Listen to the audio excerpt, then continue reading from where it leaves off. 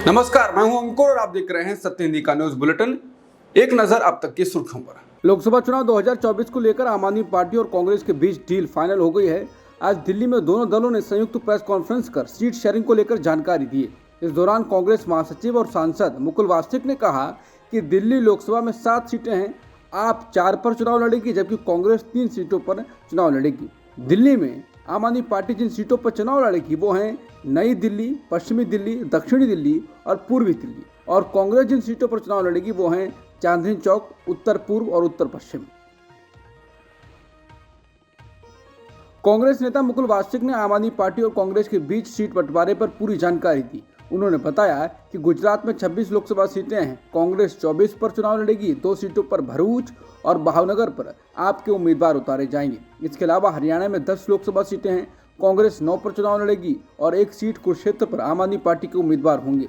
वहीं चंडीगढ़ लोकसभा सीट और गोवा के दोनों सीटों पर कांग्रेस प्रत्याशी उतारे जाएंगे। लोकसभा चुनाव की तारीख नजदीक आते ही पश्चिमी बंगाल की मुख्यमंत्री ममता बनर्जी का रुख नरम पड़ते नजर आ रहे हैं।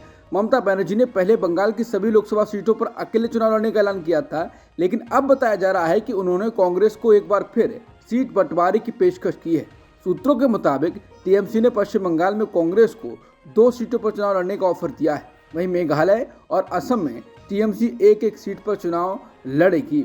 हालांकि दोनों पार्टियों के बीच मेघालय की तुरा सीट को लेकर बात अटकी हुई है।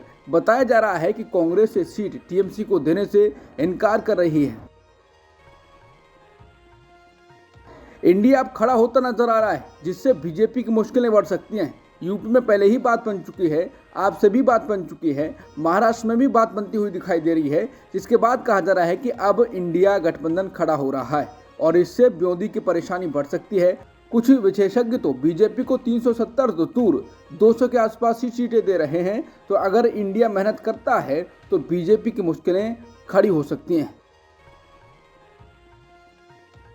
कांग्रेस नेता राहुल गांधी की भारत जोड़ो न्याय यात्रा आज पश्चिमी उत्तर प्रदेश के मुरादाबाद, अमरोहा, संभल और बुलंदशहर में होगी। वहीं रविवार को ये यात्रा अलीगढ़, हाथरस और आगरा के बाद राजस्थान के धौलपुर पहुंचेगी। इसके बाद यात्रा में ब्रेक होगा।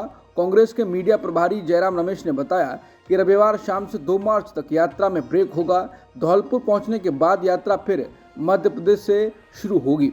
भारत जोड़ो यात्रा निकालने के बाद राहुल गांधी पूर्वोत्तर भारत से पश्चिम भारत तक भारत जोड़ो न्याय यात्रा निकाल रहे हैं। ये यात्रा ऐसे समय में है जब आम चुनावों में कुछ महीने ही रह गए हैं। राहुल गांधी की न्याय यात्रा मुरादाबाद पहुंची है। आज प्रियंका गांधी इस यात्रा में शामिल हुई। इस यात्रा में समाजवादी पार्टी के कार्यकर्ता भी पहुंचे। रविवार को अखिलेश यादव भी इस यात्रा में शामिल हो सकते हैं। किसान नेताओं ने जानकारी दी है कि अपनी मांगों को लेकर उनका दिल्ली चलो मार्च अब 29 फरवरी तक के लिए टाल दिया गया है। सामने आई जानकारी के मुताबिक आंदोलन कर रहे किसान अब शनिवार को कैंडल मार्च निकालेंगे और शुभकरण सिंह को श्रद्धांजलि देंगे। ये निर्णय शुक्रवार की शाम किसान संगठनों की बैठक में लिए गए हैं। बैठक में संयुक्त किसान मोर्चा और किसान मजदूर मोर्चा के प्रतिनिधियों ने हिस्सा लिया। पंजाब के किसान हरियाणा बॉर्डर पर प्रदर्शन कर रहे हैं।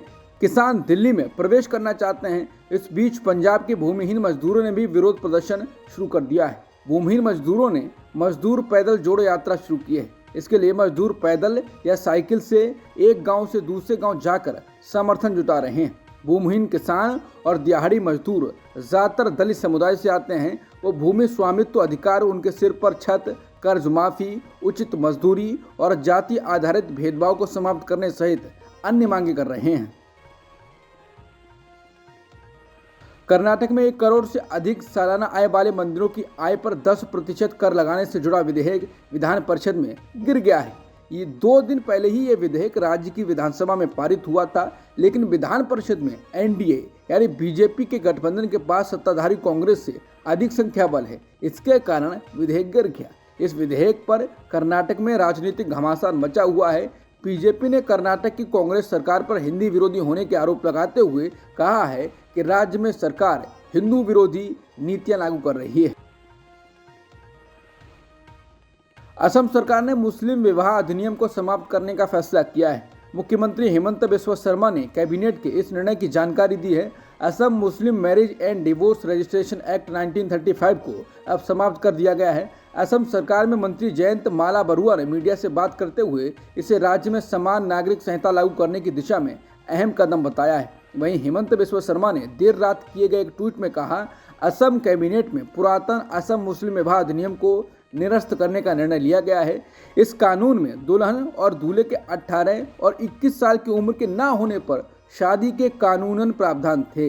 यह असम में बाल विवाह रोकने की दिशा में एक और अहम कदम है।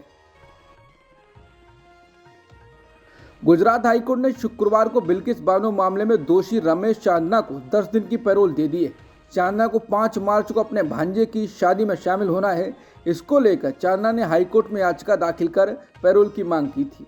चांदना ने पैरोल की मांग करते हुए पिछले सप्ताह हाईकोर्ट का रुख किया था। इस मामले में पैरोल पाने वाला चांदना दूसरा दोषी है।